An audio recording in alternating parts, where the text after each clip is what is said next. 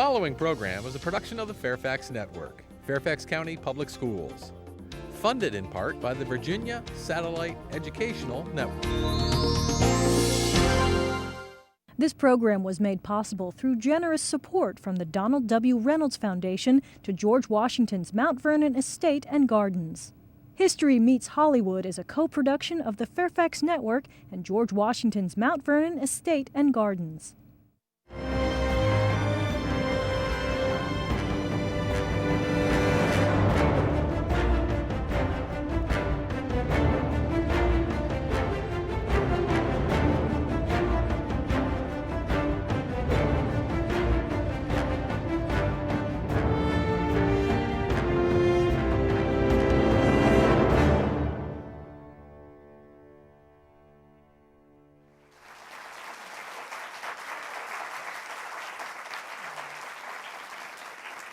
Hello and welcome to History Meets Hollywood. I'm Chris Matthews and I'll be your host for the next hour. The connection between movies and history is as old as movies themselves, from D.W. Griffith's Birth of a Nation to National Treasure, Book of Secrets. The people that make the movies have found many a good story in the history books. Joining me to discuss the history media connection are, well, a lady who herself is a fusion of history and media, Dr. Libby O'Connell. She's chief historian for the History Channel. A man who oversees a different blending of history, education, and entertainment, Jim Reese. He's executive director of George Washington's Mount Vernon Estate and Gardens. A gentleman who's currently seen on ABC's General Hospital and as Wolfgar in the new movie Beowulf, actor Sebastian Roché. He portrays George Washington in the film We Fight to Be Free, which is shown here at Mount Vernon. A woman who loves using media to teach her students history and has designated a special curriculum unit on film and history, which culminates in today's broadcast. Massachusetts Middle School teacher, Stacia Smith. And joining us electronically from Hollywood, the prolific film and television producer, Jerry Bruckheimer, and film director and producer, John Turtletaub. John and Jerry both wanted to be here live, but if we're going to be able to see National Treasure, Book of Secrets in theaters December 21st, they need to stay hooked, locked in their Hollywood editing suite. Let's get right to the topic today. People often complain that Hollywood is only interested in making money, that producers don't care about history. Is this true, or is it really more of a symbiotic relationship? Historical films are not always successful, as John Turtletaub reminds us all. Movies that focus on historical events aren't necessarily successful. A lot of them just flop. Some of them do really well. When we were getting ready to do National Treasure, most people said that movie will fail. Audiences don't want to see a bunch of history. The Revolutionary War period is boring. Don't do it. Nobody likes historical movies. I didn't believe that. Jerry Bruckheimer didn't believe that. And we turned out to be right. I think if you present something in an interesting way, it's interesting. It's rarely the subject itself, it's how it's presented. That's a lesson to you teachers. And so if you are giving drama to historical events, they're interesting. But a movie just for the sake of telling a historical story, well, that's just boring. You have to find out how it's relevant to lives today. Jim, what do you think about this? I mean, here we are at Mount Vernon, which you oversee, and you run it. It's an educational place, but movies as a place to learn. I just watched National Treasure Part 1, the first movie last night. It is exciting. It does bring people into the Declaration of Independence. It brings you in at the Liberty Bell and Independence Hall. It reminds you how all these amazing things are right in our face in this country. Well, you know, we get 1 million people a year to Mount Vernon. We're the #1 historic site in America. But think of how many more people see movies. So if we really want to touch the most people possible and teach them about the real George Washington, a movie is a great way to do that. Well, tease us a little. How does the next National Treasure, the sequel from the one about the Declaration of Independence, how does that bring people to Mount Vernon? Mentally and then eventually geographically to here? Well, there's a great 8-minute scene that takes place at Mount Vernon. And so you see Mount Vernon in all of its glory, and the central characters are here. And I love the fact that the stars of this movie are people that work in the field of history. I mean, they are attractive, sexy, dynamic, exciting people, and they have jobs like mine. So all of a sudden, I can see people applying for jobs at Mount Vernon like they never have before. So let me put this together. George Washington, wooden teeth, and sexy. How's that work? Well, you don't have to put them right together, but they're all interesting. Speaking of George Washington, we have the guy who plays him here. There you are, Sebastian There I Roché. am, yeah. This guy is a great George Washington. And I have a great set of wooden teeth. So what do you think about movies? You made this great short film we show here at Mount Vernon, which is fabulous, and you really are George Washington. And how's that put it together? And you're also in General Hospital. Yes, I know. After doing George Washington, I ended up on General Hospital, which is a kind of a different medium. I'm a general, general, but not George Washington. I'm General Hospital. But no, I mean, the interesting thing for me, I've done a lot of period movies. I mean, due to my accent, as you can hear, my heritage is French and British, and I've done a lot of revolutionary movies, and I find it fascinating. I mean, it is a fascinating way to approach history. When, as an actor, you approach a role, you are literally recreating history. I remember, during the Battle of Monongahela, being on horseback, amidst Iroquois Indians or Mohawk Indians, thinking to myself, my God, I am literally recreating history. And it was one of the most exciting moments of my career, I think. Every time I try and recreate a character, it brings me back to 200 years before. And I think that the excitement that we recreate on celluloid, is transmitted to the audience and can actually give them an excitement for history. And so therefore, I mean, the experiences that, as an actor, are truly, truly exciting and transmissible to a generation that will, eventually get to love history. So, I mean, the one thing that I particularly admired about Washington, and what really drew me to the character, was the nobility and the true nobility of character of General Washington. I had no idea that the character was such a deep and insightful character, and I was fascinated by his vision of the future, how he could actually assemble such an extraordinary assemblage of characters such as Thomas Jefferson. He united such an amazing array of people, and that period of history truly, truly fascinates me. People love British accents, don't we? We just fall. You must be smarter than us. I always figure that. Before we get to Dr. O'Connell and bring in Stacia, let's hear. Here's a question for Jerry and John, who produced these films, from student Taylor Klein, or actually Coyne rather, who asked, quite, when making National Treasure Book of Secrets, how did you explain the history of Mount Vernon and use action and other factors to make the movie more appealing? Well, Mount Vernon was the home of our first president, George Washington, and our great general during the Revolutionary War.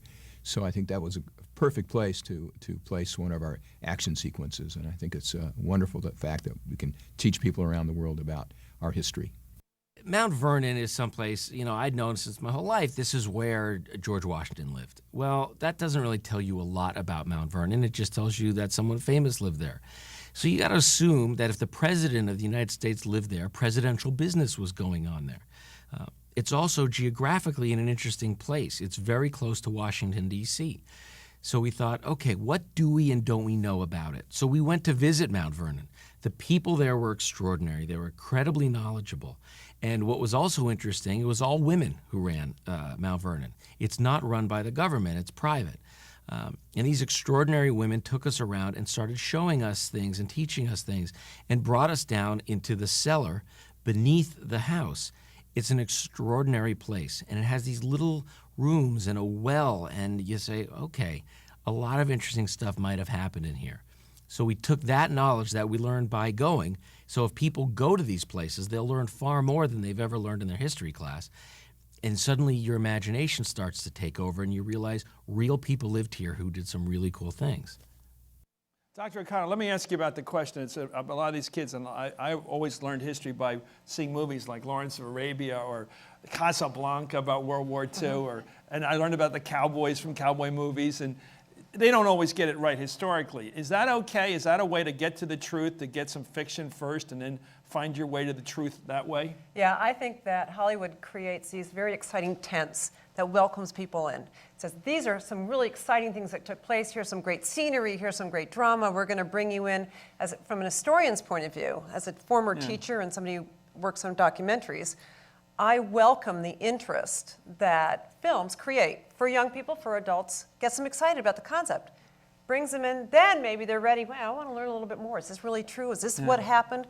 Often in films, people compress events, or they add extra characters, or maybe it's not 100% accurate. So what? If it's a great film, it's really enjoyable. It's going to get people in to learn more. Stacia, how about teaching the truth? Ultimately, like the old cowboy movies I grew up with, the cowboys were the good guys, the Indians were the bad guys. It was real simple, right? And then you see later movies that were revisionist, and the cowboys are the bad guys, the Indians are the good guys, okay? How do you tell the kids, or an Oliver Stone movie that says everybody killed Kennedy, except Lee Harvey Oswald, okay? Nixon killed him, Johnson killed him. How do you say great theater, great cinema, but we don't know that's the truth? How do you tell people that? I think history teachers everywhere are teaching their students to be historians in the classroom and be critical of not just film and things like that, but also to keep in mind that the facts and the events that we read about are seen through someone's eyes to begin with. When we look back in history and we think about the history created by someone like Homer who's recording events, obviously there's a lot of perception there, and critically we look at it and we say, what do we know, and what are we inspired to learn more about actually? The director was talking about the basement at Mount Vernon, and I imagine that's going to be a hot topic. People are going to be inspired to learn more about that. What is the basement like? Well, let's take a look at the trailer for the new movie that's coming out in mid-December, The National Treasure 2, Book of Secrets. A man only has one lifetime, but history can remember you forever.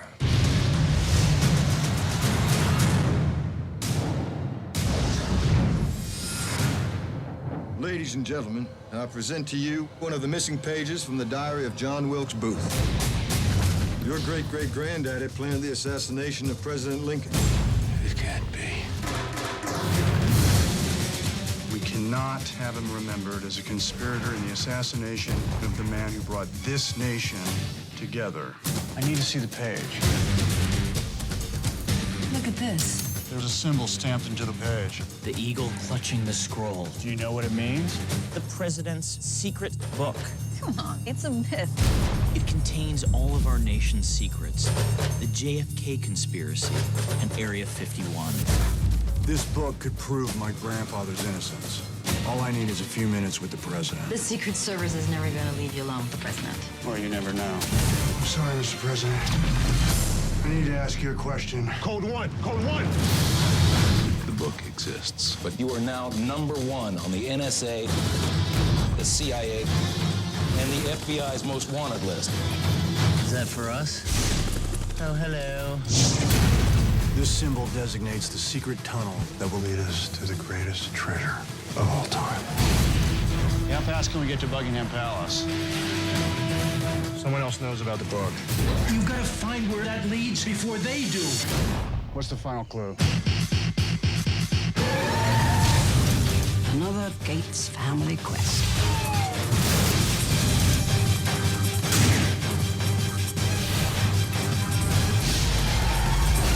Wait, that could be a horrible trap. Sorry, I couldn't resist.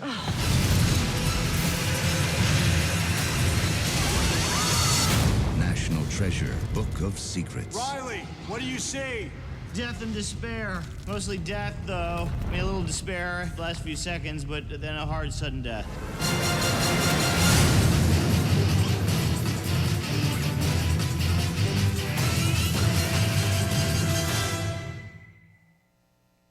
(12/21), December 21st. Now I will now register a concern here. This country already feels like they're being lied to by our leaders all the time. And now you tell them there's a movie that's coming out with your blessing, because you let them shoot part of it here, that says there's some book that has all these nasty conspiracy in it about how everybody killed Kennedy. I mean, are you worried about that? That people are going to come to you someday, Jim Reese, and say, do you really believe this stuff? Well, you know, I've read the script, yeah, and there are some liberties, there's no question about that, but there's a lot more truth than there are liberties in this film. And well, is there a Book of Secrets? There is not, as far as I know, a book of secrets. Because they used to call it the CIA crown jewels, by the way. There was a term for that, which is all the dark secrets of our intelligence services that have always kept secret, even from presidents. So there's something there. But tell us about the scenes that were shot here at Mount Vernon, because of your decision to allow the publicity. Well, Nicolas Cage mentions that he's got to see the current president, and where he accomplishes that is here at Mount Vernon.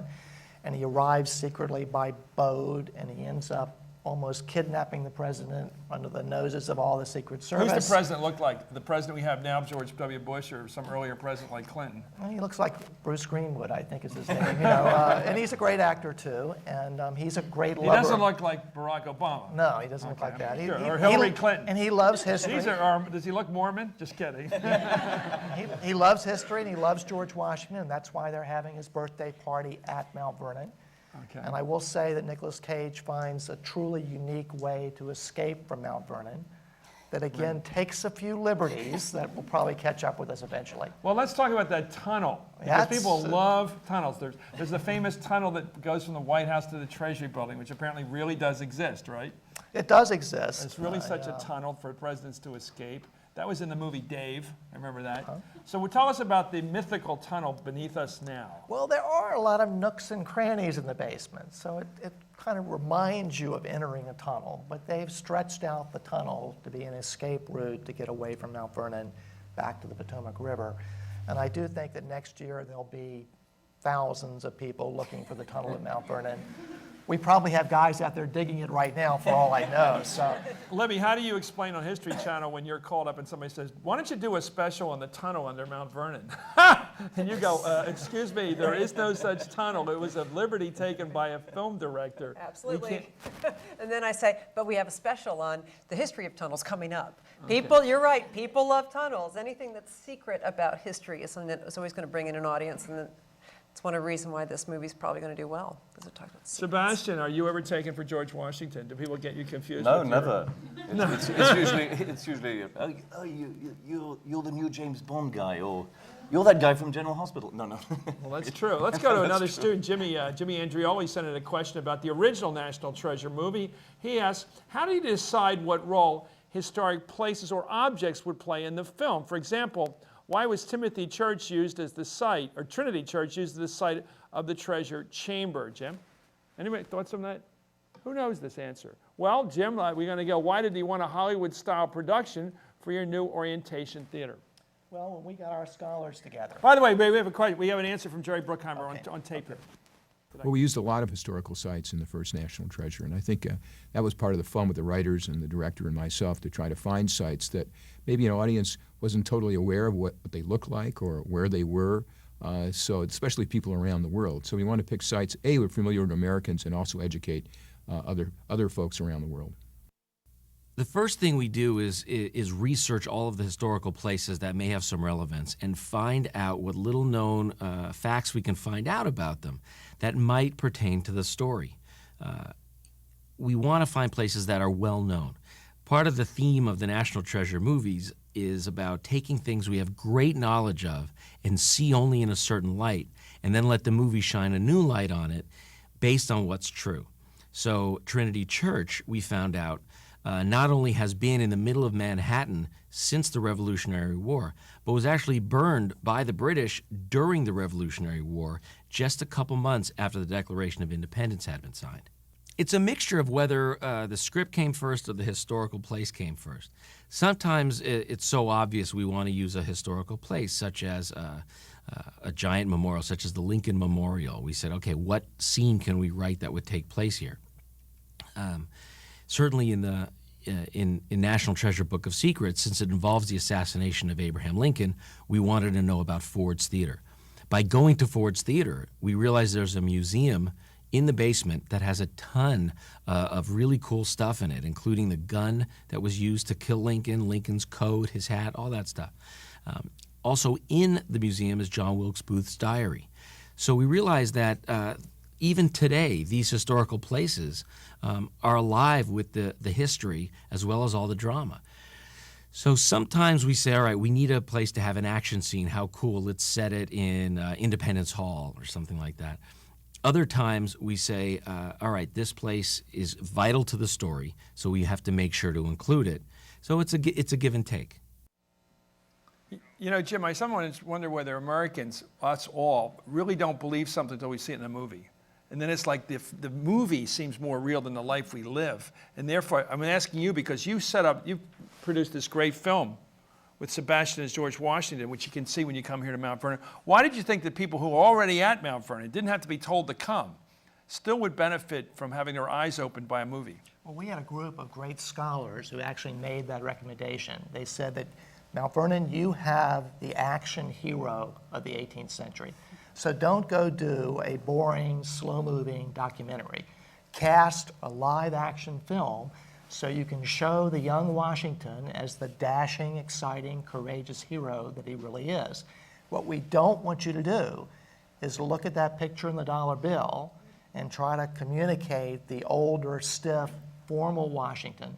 That's what the people think he is. What you need to do is wipe that image away and put in its place the young, action-oriented George Washington. There's a stirring scene in the film that you can see here in Mount Vernon where this fella here playing George Washington is out fighting the French and Indian War for the British and the Americans against the French and the Indians. And there's an amazing scene where he has been giving advice to the very snotty British general who's ignoring his advice as an American colonial.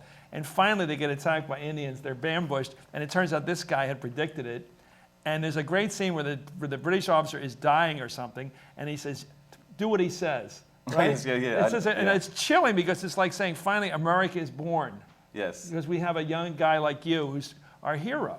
And he had the experience of the frontier. I mean, he was a surveyor, and he had been inside Indian territory. He knew the Indian tactics of warmongering. So I mean, he finally deferred on his deathbed, on his death cart, finally deferred to Washington, who turned out to be right. It's such a stirring. Is it a true moment? Did that happen? Oh, definitely. Absolutely. I mean, imagine the British thinking they walk around in regimental form. They fight in the woods as if they're fighting in the fields of Europe, and all of a sudden, a young American rangy guy says, "No, that's not the way to fight. You got to know who's around you in the woods here. It's like learning how to protect yourself in the schoolyard. You got to learn how to do it, you know." And he's just 23. He's very, very young. And heroic. I mean, extremely. Let's take a look at this clip. Let's see if you were as impressed as I was when I saw this a few times. Colonel Washington of the Virginia Colony's militia and a British subject was serving the crown as an aide to Braddock.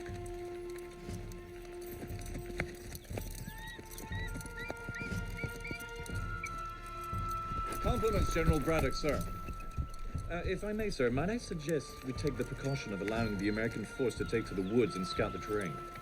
And have my army wandering about like women about their shop hopping? Why would I do that, I wonder? Well, they know this frontier, sir. They can read the forest, see how the birds fly. The birds? With their wings, I'm told. Take care! Sir, Colonel Gage reports clear passage ahead. Thank you, Captain Bannister.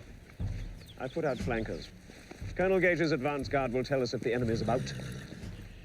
Look here, I know you mean well, but I'm really long past having advice given to me by a provincial officer. Thank you. Sir. On. Right. Forward.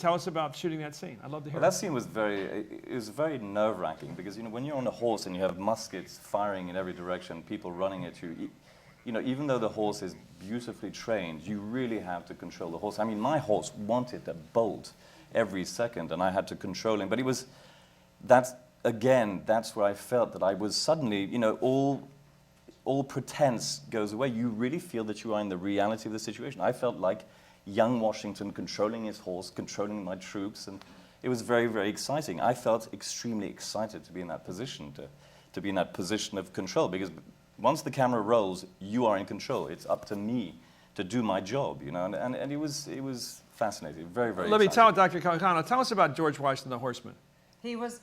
Jefferson was right. This guy was a great horseman. You know, he was also a wonderful dancer. He was a great athlete. But he was I think as a young man, what sports did they play in the 18th century? Bowling.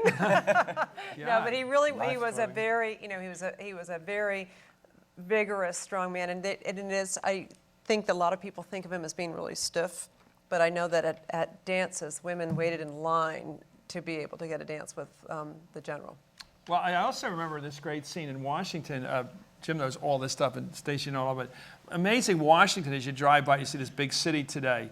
But back in 1793 or something, Washington was on horseback with a guy named Pierre L'Enfant, a French city designer, architect.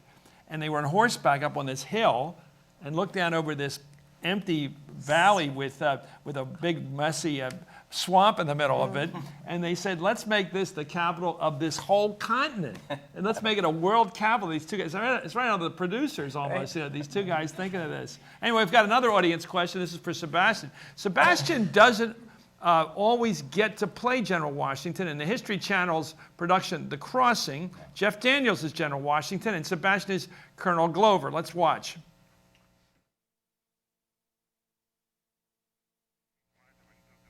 Okay, we're going to stick with that. We're not going to see that. We're going to see one more scene here. Let's take another scene of Sebastian, because we were talking about his dancing and all that stuff and what a great dancer he was. Well, here he is at a dance with his future wife, Martha. According to family legend, this is where his love story with Martha began.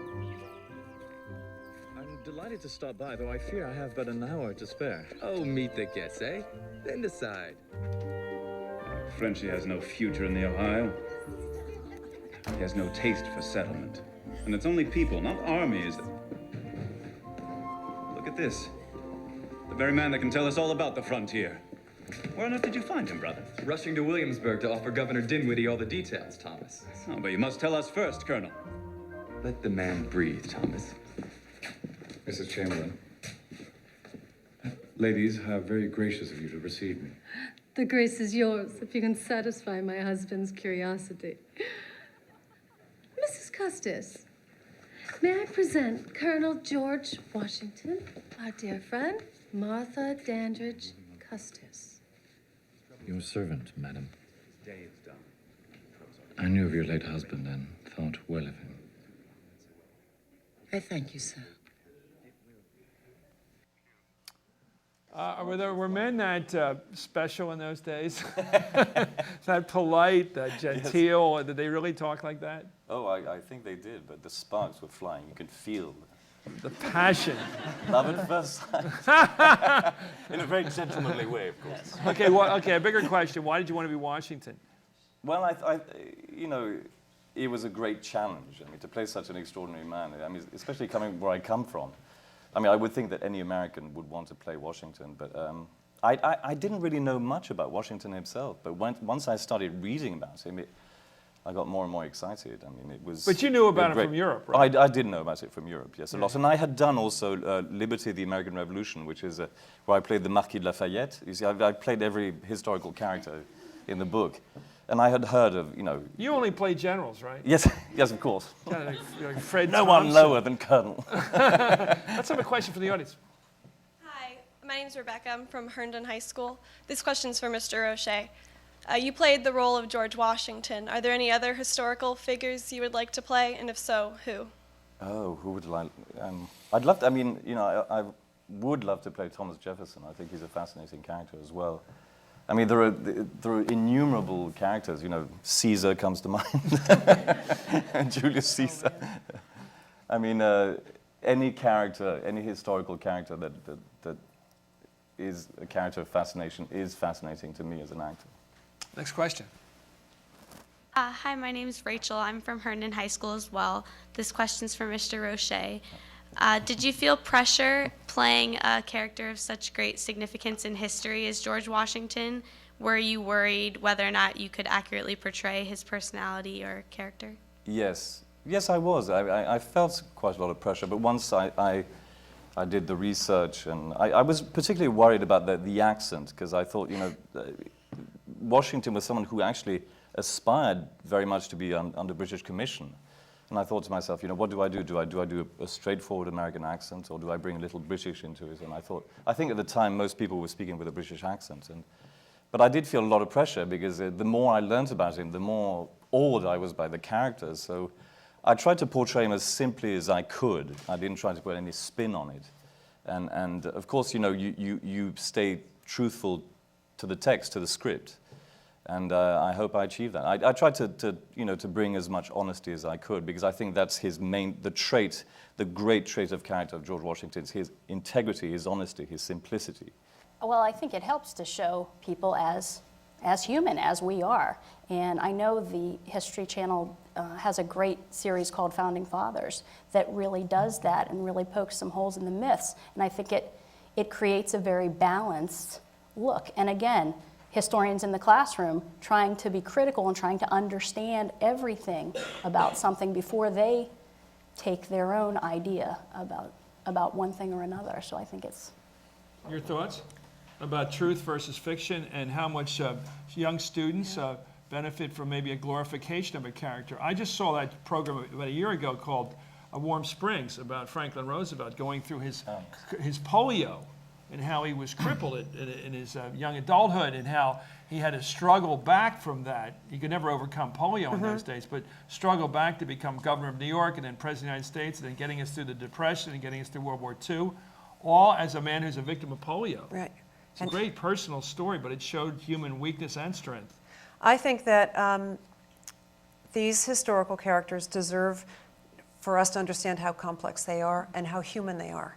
Because I think when we look at somebody like George Washington and we see him with some flaws, he wasn't perfect, this man wasn't a saint, but you recognize what he actually achieved. It makes you, I think, ultimately respect him even more when you realize he's just as human as the rest of us, but he was able to do this. Let's take another peek at this film that's shown here at Mount Vernon on George Washington.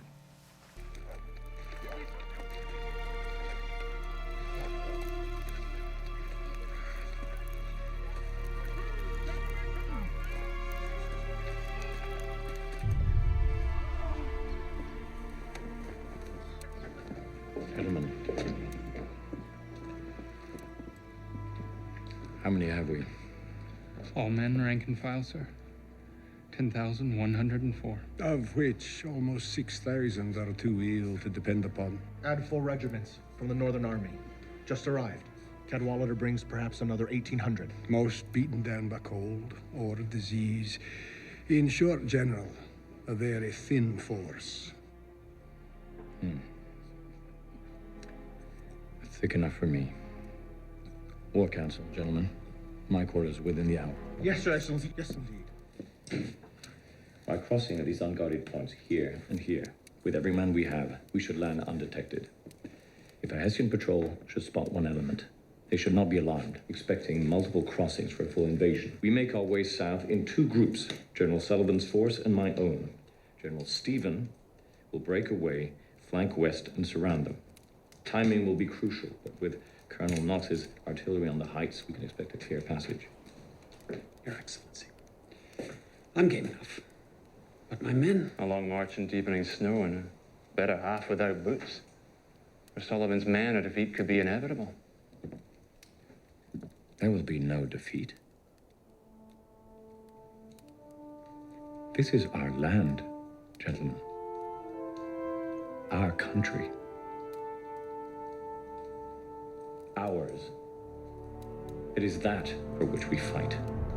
We know every creek and river, every hill and glen of our homes. We have a cause, a reason to offer our lives forfeit if need be. We fight to be free. This is not merely a battle, gentlemen. It is the very meaning of our existence. Now is the time to strike. All the same, I would not underestimate the redcoats, sir. He's a soldier by trade, and a fearsome fighter wherever they put him down. But not invincible. It's victory or death.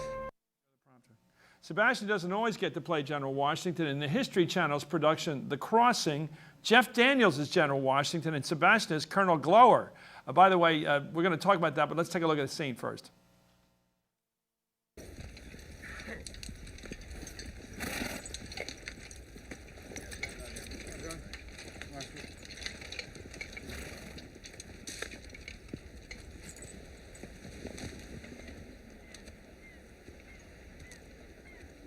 We've 1,000 sick men, sir. Do we quarter them here? No, we cross the river. When? We can't lie in the cold. They'll die. We'll all die if we don't put the river between us and the British. Glover!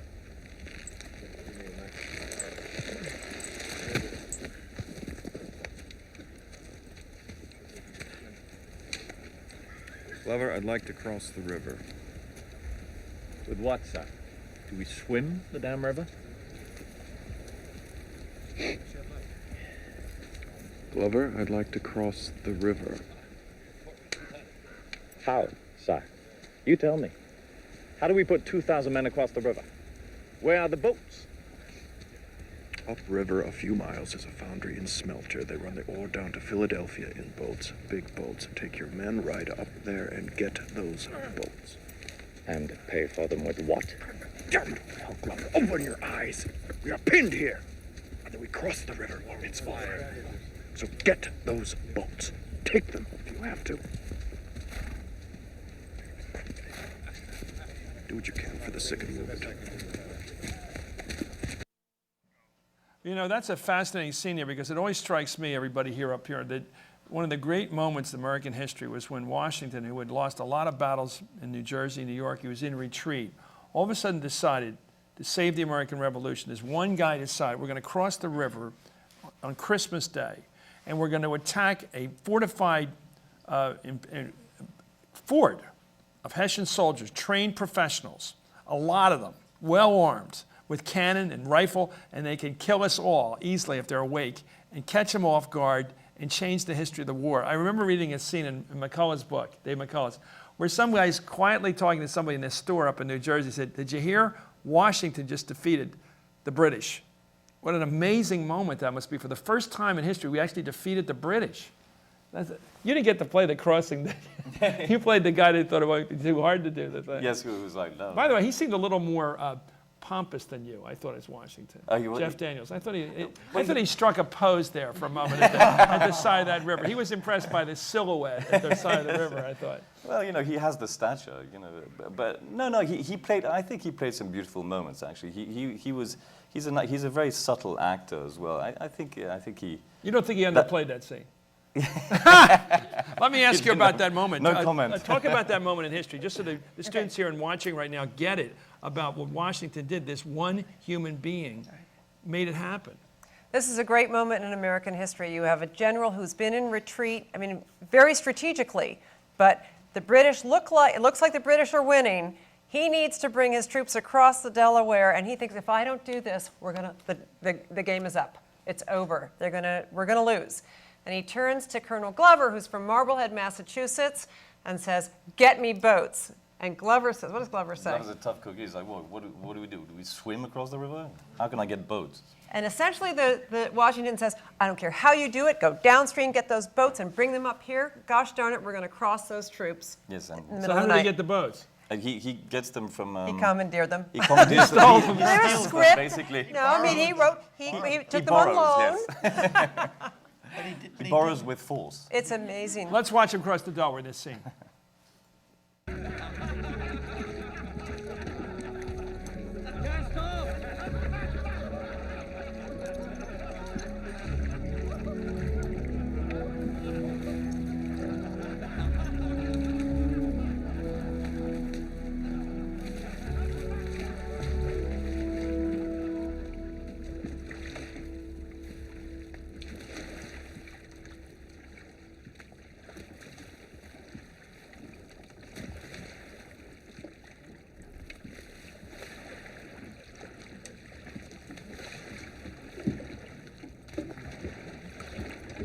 little easy, lads. Save your strength. You'll need it for the night's out.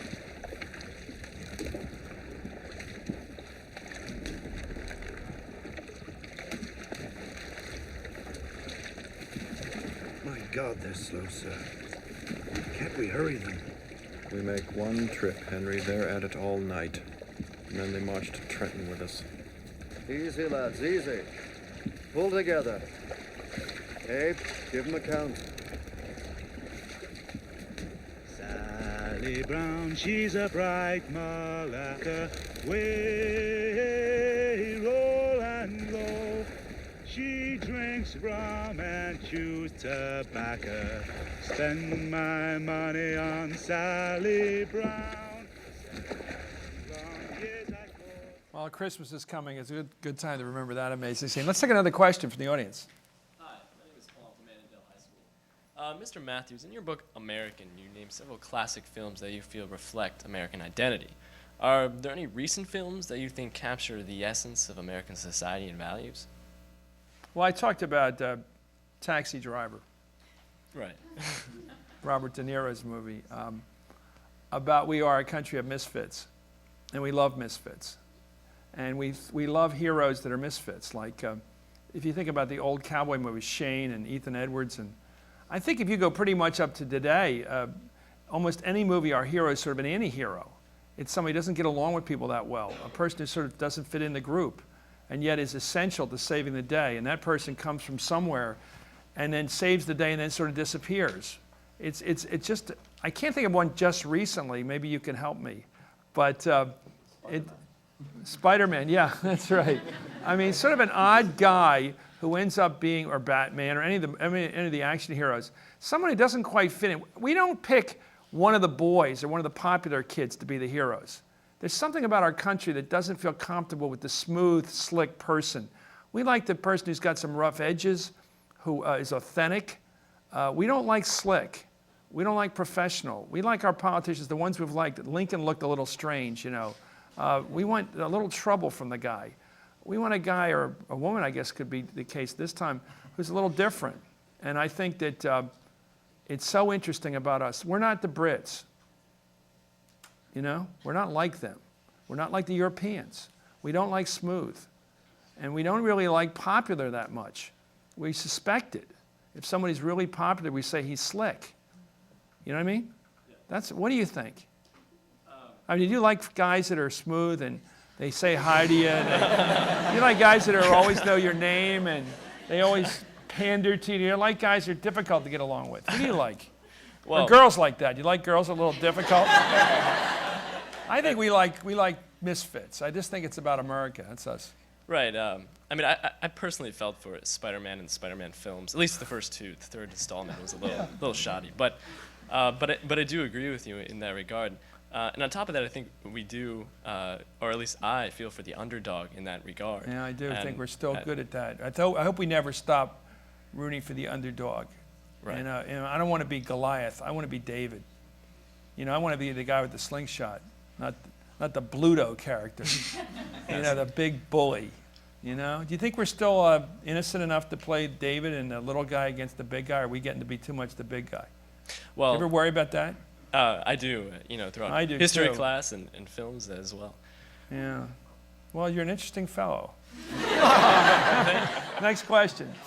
Hi, I'm Charles from McLean High School, and this is a question for the whole panel. Some people were very upset at the movies that were released concerning 9/11. What do you feel about those movies? Can you name a couple you remember or one you remember? I actually... Flight 93 was one. Yeah, that was one. World Trade Center. World Trade Center with Nick Cage, I think, right? Yeah. Yeah. How do you feel about those movies and other movies made about tragedies in recent history? Well, let's start with World Trade Center. One of the critiques of it from the right, from the conservative side of things, was that it didn't really mention how we were attacked.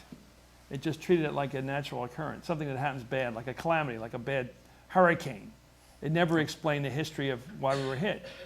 Right? That was one of the knocks at that movie. Your thoughts, Sebastian? I didn't see the movie. Yeah. I felt that way.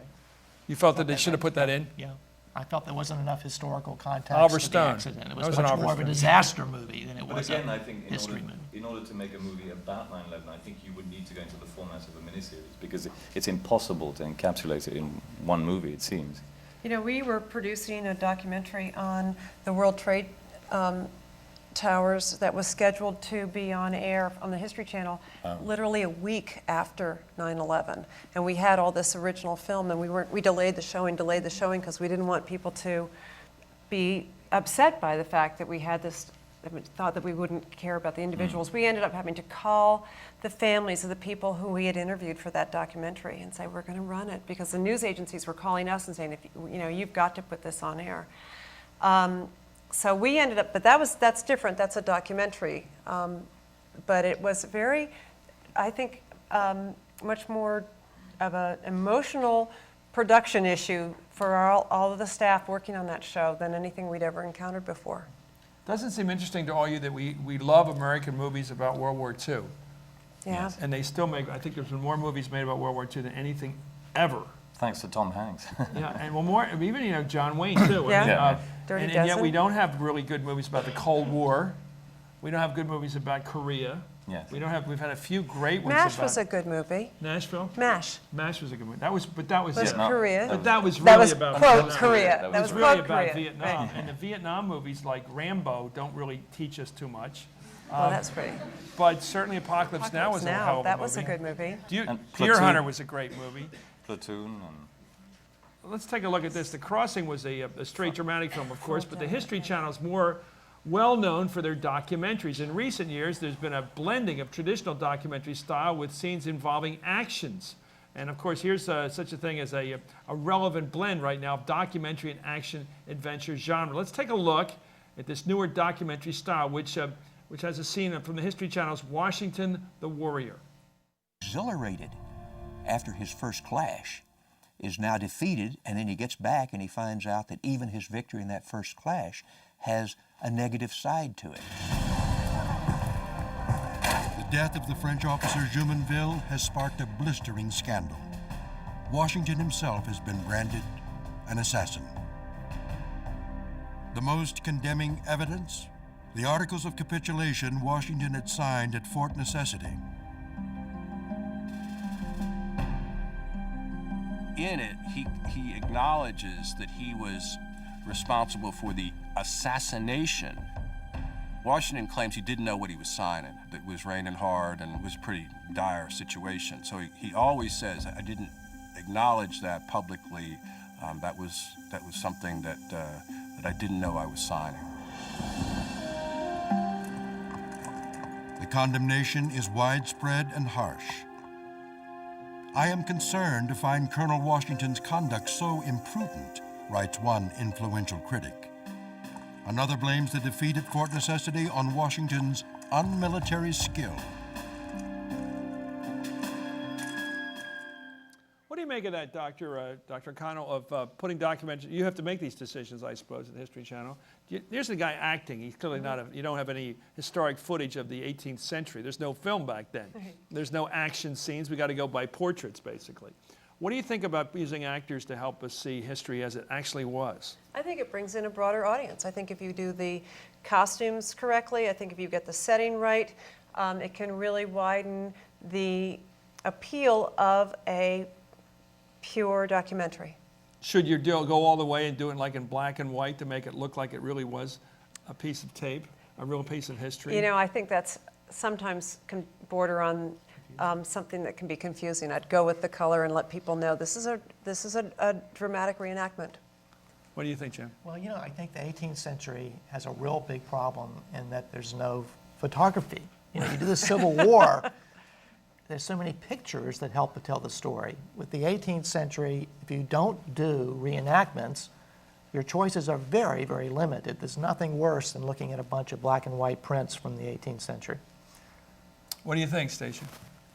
Do you think it helps teach history to show actors playing historic figures rather than just show old paintings? I think particularly with younger students, they need to visualize. They're so captivated by the story itself. And just to help visualize that, and then from there, again, they're going to want to know more. They're going to do their own investigating. What happens now that we've lived in the age, everybody here has lived in the age of television. So everybody you see now in the movies, I mean in television, on the news at night, 20, 30 years from now, you'll be seeing a movie about that person. You'll say, that doesn't look like them, right? How are we going to do that? Because once we get a real visual sense of a person, how they behave, it's going to be darn hard to play them, right? Yes, I imagine so. So then we'll have to go to digitalization and have them, we'll probably reach a point where we can actually make them do what we want them to do in the movies, right? I suppose so, yeah. Well, it's sort of Forrest Gump idea.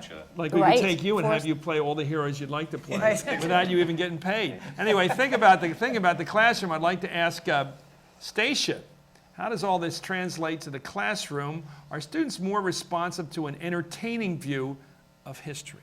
General question. Well, I think it can start that way, certainly. And one of my favorite stories doesn't have to do with a historical film per se, but it's the story of the 13-year-old from Florida, Hunter Scott, I think was his name, who watched Jaws and heard them talking about the USS Indianapolis, investigates it further, becomes a history project for him. And that's where that's where all the sailors were left in the sea after the ship capsized and their sharks got at them. And the captain is court-martialed for failing to zig and zag.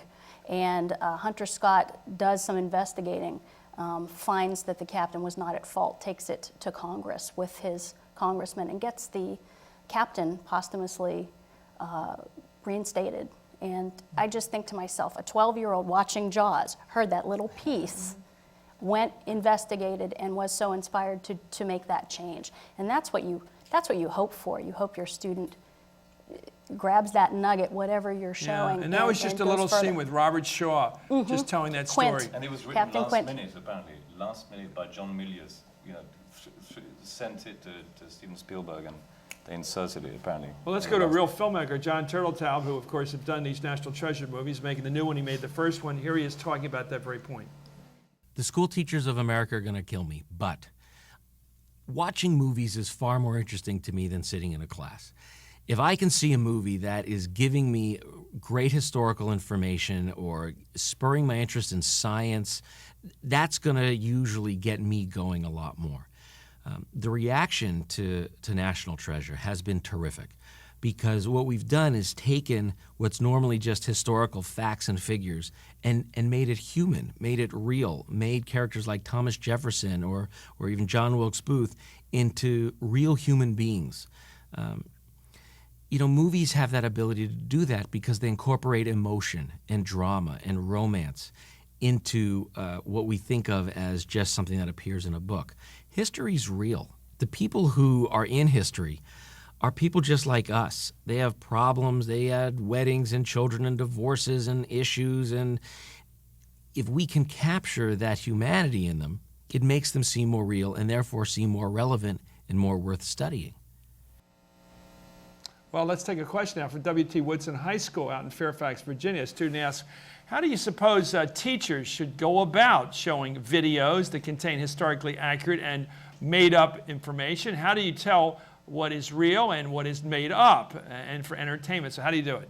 How do you tell the kids, now this is not to be believed, but it's kind of interesting? I think the teacher has to do a little homework. And one of the things that I prepared for the lesson that my students had was pre-research questions. Here's what we're going to look at, but let's learn the history first. Then let's watch and help set the scene with visualization through this clip or this movie. And then let's go back and analyze. And let's talk about what was real and what was not. And what do we want to learn more about? What was misconstrued? In watching the first National Treasure, they had many, many questions, particularly about National Archives and how the security system there worked and things. But these are things that we'll then investigate. But I think some pre-research is necessary. Do students sometimes fall for the plot line and actually believe that there was a treasure map on the back of the Declaration of Independence? Do they actually believe, like, it's in a movie, it must be true? The answer to that question is yes. I work at the National Archives. I'm Marvin Pinker. And the number one question that I get now is there a map on the back of the Declaration? To which the right answer is, the treasure is on the front, and so is the mystery.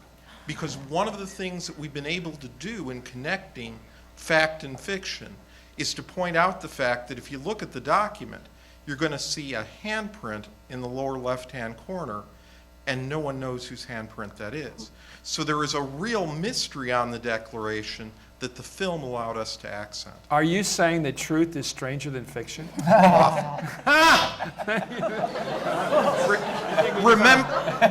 Remember, we have the actual records of Project Blue Book that's shown in the preview.